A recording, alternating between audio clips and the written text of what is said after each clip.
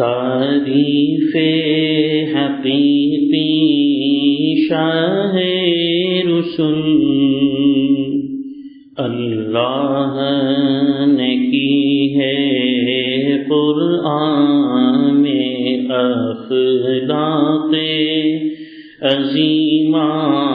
کے حامل ہے آپ کلام رحمان میں تعریف حقیقی شاہ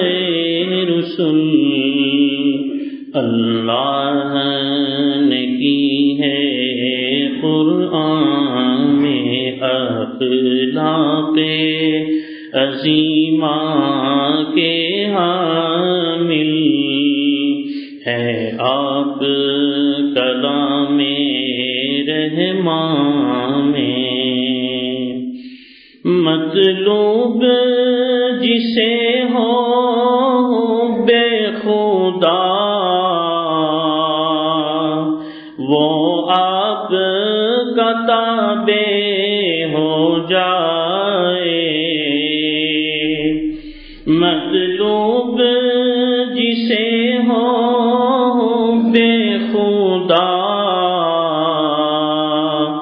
وہ آپ کا تابع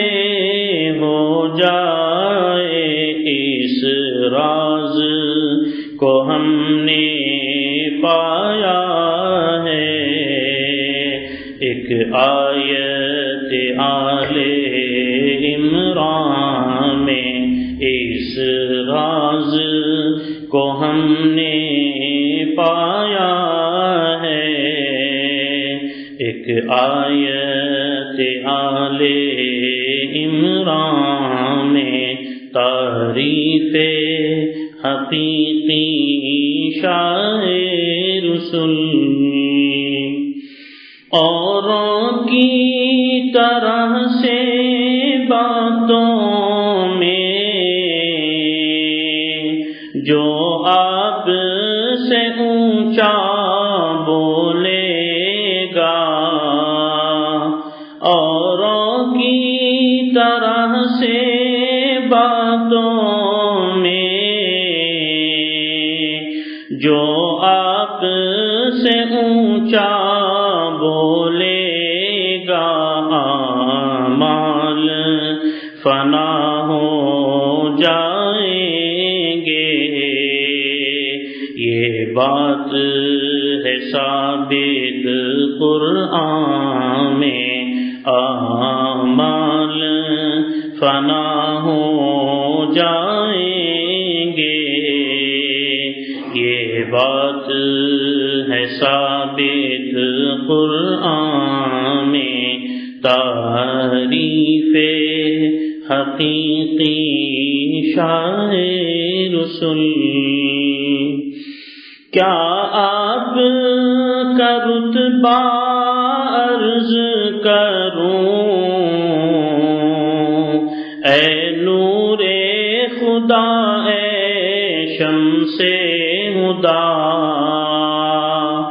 کیا آپ کا رتبہ عرض کروں اے نور خدا اے شمس ہدا گر آپ کو کہہ دے کوئی برا پھنس جائے صدا وہ نیران میں گر آپ کو کہہ دے کوئی برا پھنس جائے صدا وہ نیران میں تعریف حقیقی شاہ رسول جو آپ کا قائل ہو دل سے اور آپ کا پیرو ہو جائے جو آپ کا قائل ہو اور آپ کا پیرو ہو جائے، لا ریب نہیں ہے کوئی کمی، اب اس کے یقین و ایمان میں لا ریب نہیں ہے کوئی کمی، اب اس کے یقین و ایمان میں تعریف حقیقی شاہ رسل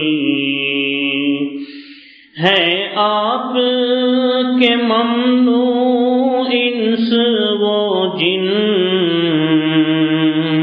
اور آپ کے ممنوع حیوان بھی ہے، آپ کے ممنوع انس و جن، اور آپ کے ممنوع حیوان بھی، یہ رتبہ عظمیٰ آپ کا ہے، اس عالم عدل و احسان میں یہ رتبہ عظمیٰ آپ کا ہے،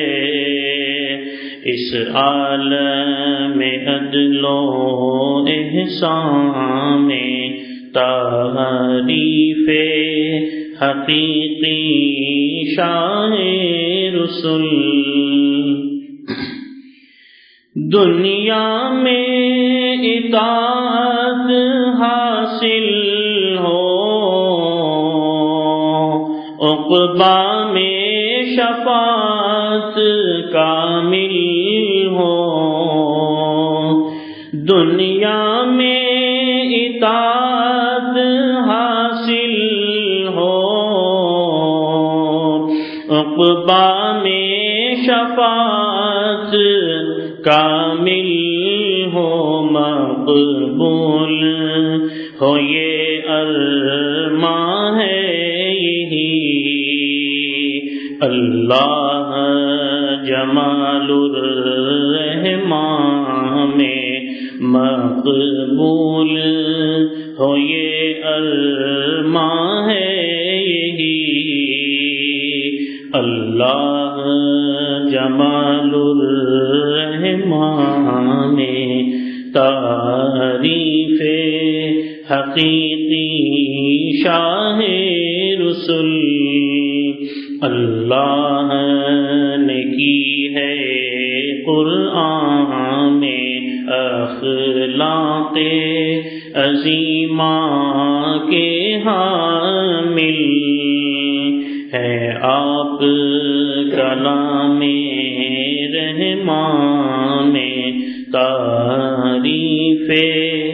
حقیقی شاہ رسل، اللہ نے کی ہے قرآن۔ بسم اللہ الرحمن الرحیم، نحمده ونصلي على رسوله الكريم، أما بعد، اتل ما أوحي إليك من الكتاب وأقم الصلاة إن الصلاة تنهى عن الفحشاء والمنكر ولذكر الله أكبر والله يعلم ما تصنعون۔ معزز دوستو، اس آیت میں قرآن پاک کی تلاوت کا حکم ہے،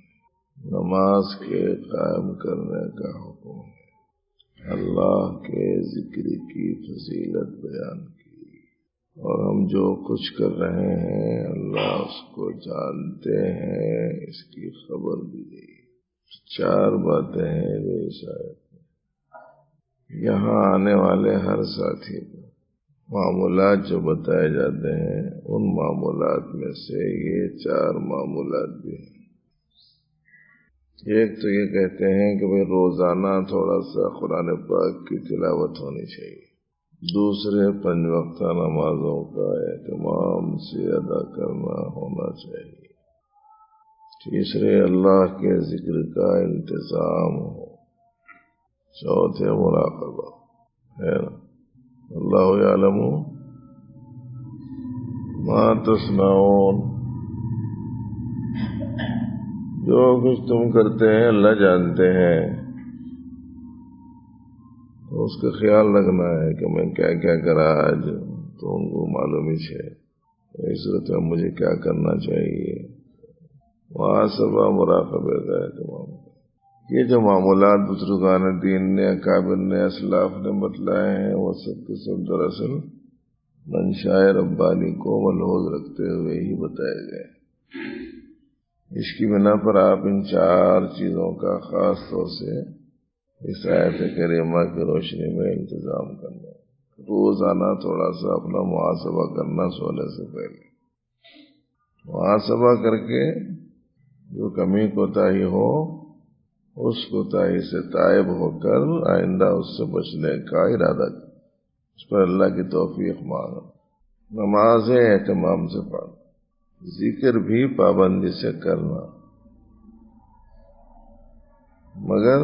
نمازوں کا اہتمام ذکر کی پابندی سے زیادہ کرنا، اور دین کے بعد صلاۃ وقت سونا نہیں، سونا جو ہے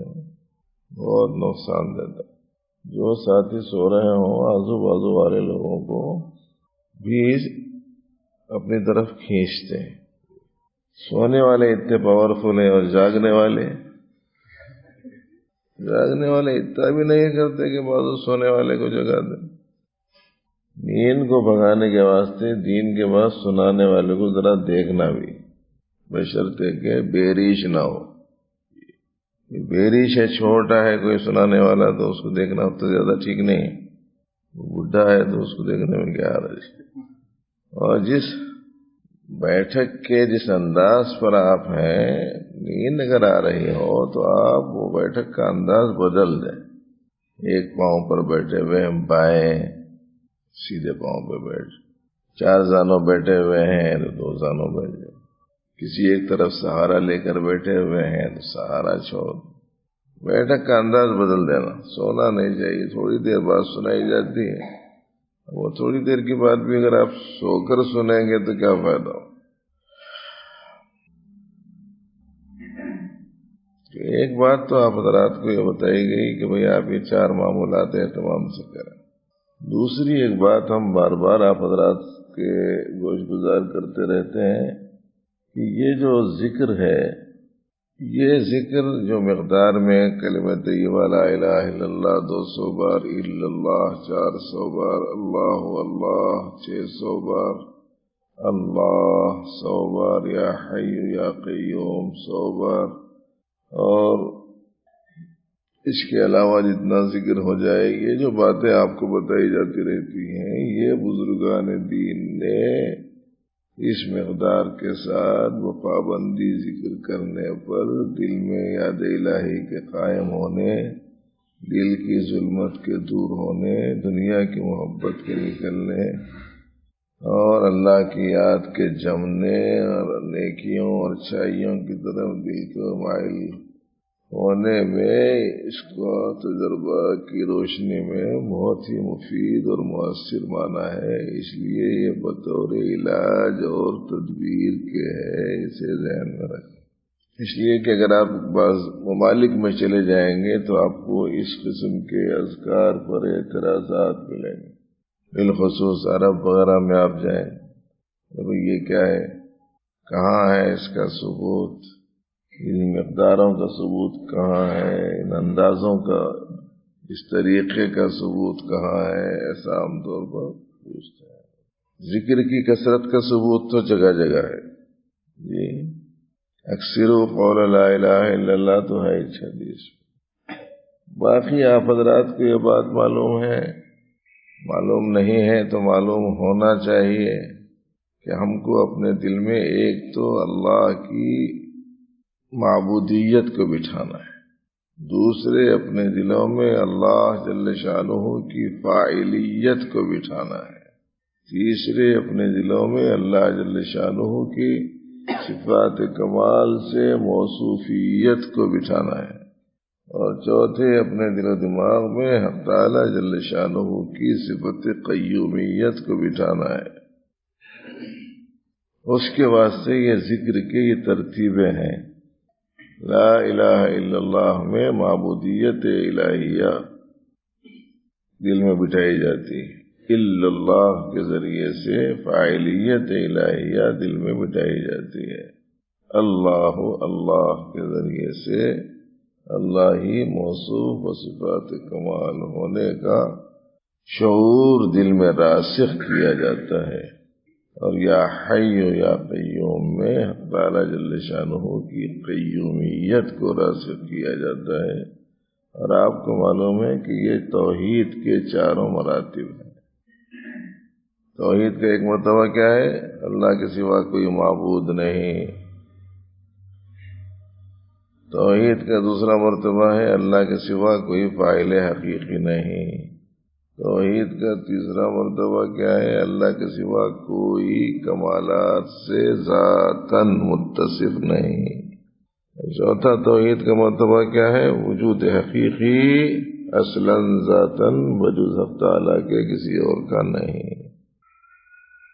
عقیدوں کی کتابوں میں یہ تین توحیدات تو پڑھتے رہتے ہیں نا آپ لوگ، توحید الوہیت، توحید ربوبیت، توحید فی الصفات، یہ تو پڑھتے رہتے ہیں۔ وہاں سے یہاں تک پہنچنے تک ایک توحید کا اضافہ تو ہونا ہی چاہیے نا، توحید فی الوجود کا، اس لیے کہ فارغ ہونے کے بعد بھی آگے حاصل کرنے کا علم ہے، پورا پڑھنے کے بعد میں پھر آنے کا ہے یہاں، فارغ ہو کے پھر جانا مشائخ کے پاس، تو ان کی باتیں تھوڑی بہت سمجھ میں آ سکتی، بغیر فارغ ہو کے جا کے سمجھنا چاہیں گے تو ذرا سمجھنا مشکل ہوتا، اس لیے عوام الناس کو ذرا آسانی سے سمجھ میں نہیں آتا۔ تو یہ علاج ہے، سمجھ لیجئے، علاجن یہ ایک مقداریں ہیں، یہ ترتیبیں ہیں، اور اس کا ایک وہ ہے طریقہ ہے یہ، اور ہزاروں لوگوں کا اس پر عمل رہا ہے اور مفید ثابت ہوا ہے، اس لیے یہ ذکر کرایا جاتا ہے۔ اور مقصود اس سے کیا ہے وہ بھی ذہن میں رکھو۔ ہر چیز میں آج کل کوئی سا بھی کام دے دیے تو شعور نہیں رہ رہا، یہ کام کیوں دیا جا رہا ہے، کیا اس سے مقصود ہے، یہ نہیں، مقصود کو سمجھو۔ جیسے کسی سے کہتے ہیں کہ بھائی دین کے لیے وقت فارغ کرو، تو کیا مقصود ہے اس کا، سمجھنا چاہیے مقصود۔ ایسے ہی ذکر سے کیا مقصود ہے؟ اس ذکر سے مقصود یہ ہے کہ زندگی میں پیش آنے والے احوال میں اللہ کا جو مطلوب ہے اس مطلوب کی تکمیل میں آسانی ہو جائے، ایسے ہی حالات کیوں نہ پیش آ جائیں، اللہ کے علاوہ کسی اور کو لائق عبادت قرار ہی نہیں دیا جائے، مختلف قسم کے احوال آ جائیں تو کبھی بھی فعل کی نسبت کو غیر اللہ کی طرف نہیں کریں، تخلیقاً کہیں بھی کوئی خوبی کوئی کمال نظر آ جائے تو خوبی کمال کو ذاتاً مخلوق کی طرف منسوب نہیں کریں، جو مقصود ہے اس کا وہ یہ ہے توحید کا دامن ہاتھ سے نہ چھوٹے کسی بھی توحید کا۔ عام طور پر توحید معبودی تو لوگوں کو حاصل رہتی ہے، لیکن یہ توحید فعلی جو ہے اس میں کیا عوام، کیا خواص، کیا نئے، کیا پرانے، اور کیا بے پڑھے اور کیا با پڑھے۔ با پڑھے تو نہیں سنے ہوں گے اب تک۔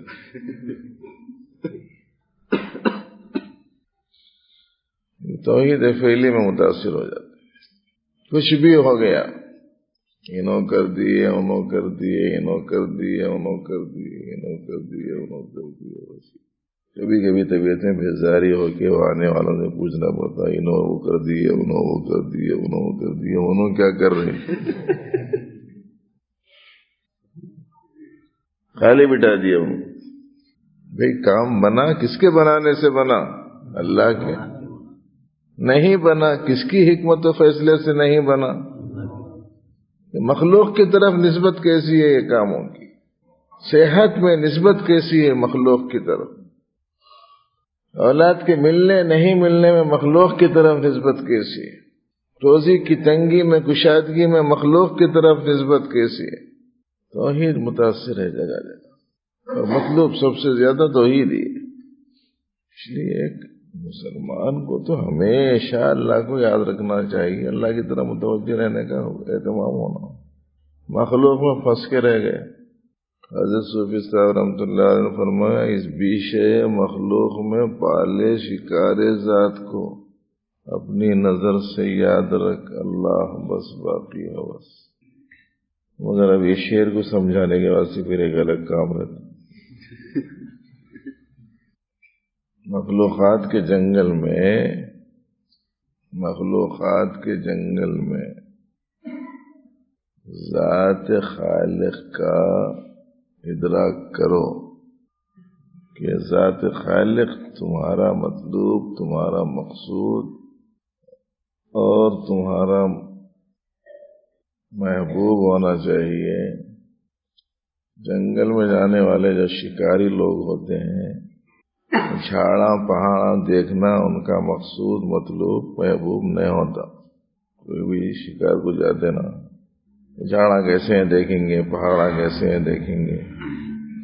ندیاں نالے کیسے ہیں دیکھیں گے، پودے کیسے دیکھیں گے، یہ ان کا مقصود نہیں رہتا۔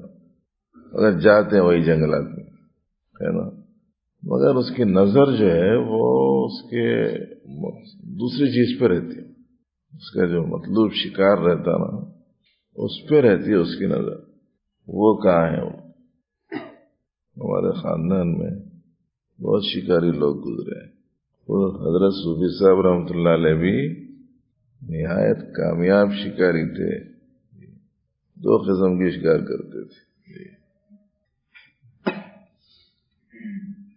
یہ شکار ظاہری بھی کرتے تھے کہ پرندے کو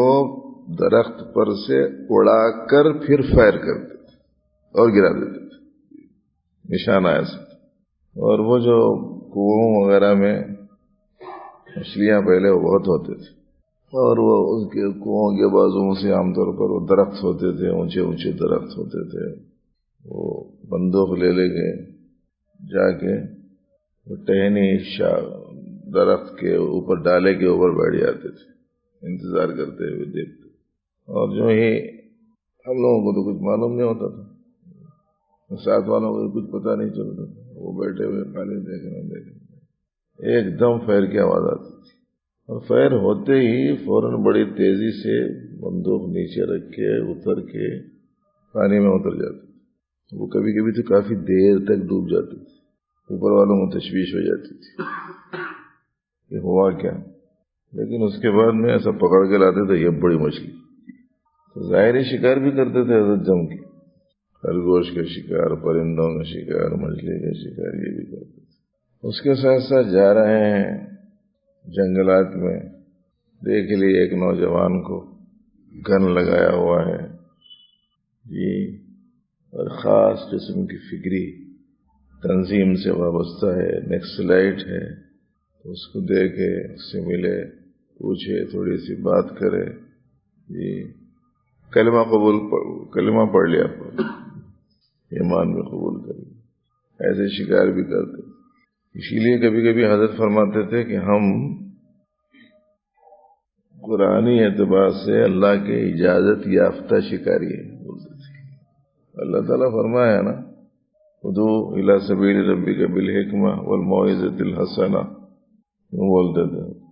تو یہ جو جنگلات میں آدمی پہنچتا ہے تو شکار اس کا مقصود ہوتا ہے،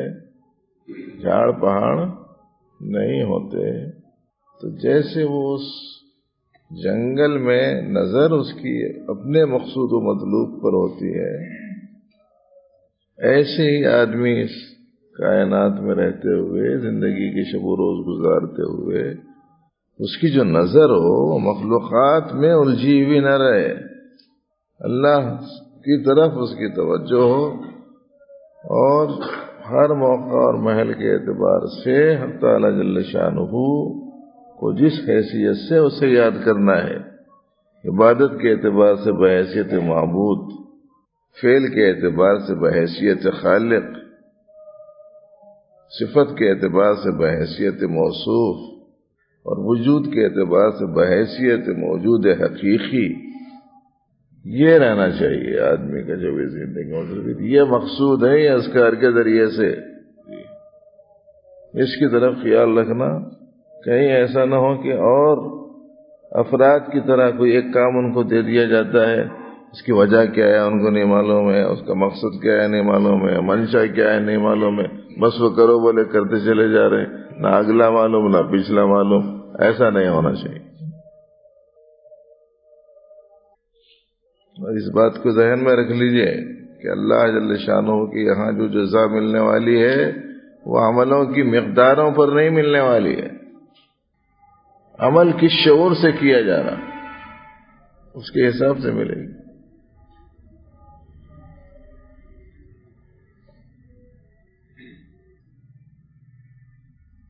بہت بڑا فرق ہوتا ہے، ایک آدمی صبح سے لے کے شام تک محنت کرتا ہے، 400 روپے 450 روپے ملتا، ایک آدمی خالی ایک دستخط کرتا، خالی دستخط کرتا ہوں، ایسے 400 مہینہ بھر جو انہیں کما تھا وہ پورا اس کو ایک دن میں ملتے، ایک دستخط پہ ملتے۔ وجہ کیا ہے؟ فرق یہی ہے دونوں کاموں کے انجام دینے والوں میں کہ اس کا جو کام ہے وہ خالی جسمانی کام ہے، اس کا جو کام ہے وہ ایک شعوری کام ہے، علمی کام ہے، قابلیت اور صلاحیت سے متعلق ہے۔ بہت بڑا فرق ہے دونوں کے عمل میں، اس میں اس کا آپ حضرات خیال رکھنے کی کوشش کریں۔ یہ اس لیے ہم بار بار سناتے رہتے ہیں کہ کہیں ایسا نہ ہو کہ ہمارے ساتھی اذکار وغیرہ کے سلسلے میں کبھی کوئی پوچھ لے کہ بھئی یہ کیا ہے، کہاں سے ہے، بولے تو آپ بولیں گے ہاں بھائی کہیں بھی پڑھے قرآن شریف میں ایسا تو نہیں لکھا ہوا ہے کہ اتنی مقدار میں یہ جملہ دہراؤ، اتنی مقدار میں یہ جملہ دہراؤ۔ پتہ نہیں کہاں سے بول دیے کہ ہمارے مول صاحب بول کے، کہیں ایسا نہ ہو کہ خیال میں آ جائے۔ یہ آج کل مختلف قسم کے عوارض لاحق ہو رہے ہیں، مختلف قسم کے عوارض ہیں، ہاتھاں درد ہو رہے ہیں، پاؤں درد ہو رہے ہیں، گھٹنے درد ہو رہے ہیں، جوڑوں میں درد رہ رہا، جی کمر لچک کھا جا رہی، یہ ہو رہا اور وہ ہو رہا، تو جا کے بولے تو کیا بول رہے ہیں؟ ایسا کرو روزانہ صبح 10 وقت یہ ہاتھ اٹھاؤ چھوڑو، 10 وقت یہ ہاتھ اٹھاؤ چھوڑو، 10 وقت یہ پاؤں اٹھاؤ چھوڑو، 10 وقت یہ پاؤں اٹھاؤ چھوڑو۔ ایسا کھڑے رہ کے تھوڑا سا گردن کو ایسا کرو اور ویسا کرو، سر کو ایسا گھماؤ، مسلسل ایسا چکر دو۔ بول رہے نہیں بول رہے؟ کئی کو بول رہے ہیں انہیں بیمار ہے، اس کے حساب سے وہ چیز مفید ہے بول کے بول رہے نا، ہے نا؟ ثبوت دو۔ ارے ثبوت نہیں بھائی، تجربہ ہے، تجربہ یہ ایسا کرے تو فائدہ ہوتا بول کے کر رہے ہیں بس۔ آیا سمجھ میں؟ ہاں، اس کو قرآن کا حکم سمجھ لیے، حدیث کا حکم سمجھ لیے، فرض و واجب کو درجہ دے دیے تو پھر مسائل شروع ہو جاتے، بدعات کا شیوع وہیں سے ہوتا ہے۔ اس کا خیال رکھنا چاہیے۔ اللہ تبارک رب العالمین علم صحیح عمل صالح کی توفیق دے۔ اللہم صلی علی محمد وعلی آلہ واصحابہ اجمعین۔ اللہم انا نسألک علما نافعا، اللہم انا نسألک علما نافعا، اللہم انا نسألک علما نافعا، اللہم اهدنا واهد بنا واجعلنا من الراشدین۔ وصلی وسلم وبارک علی سید المرسلین، والحمد للہ۔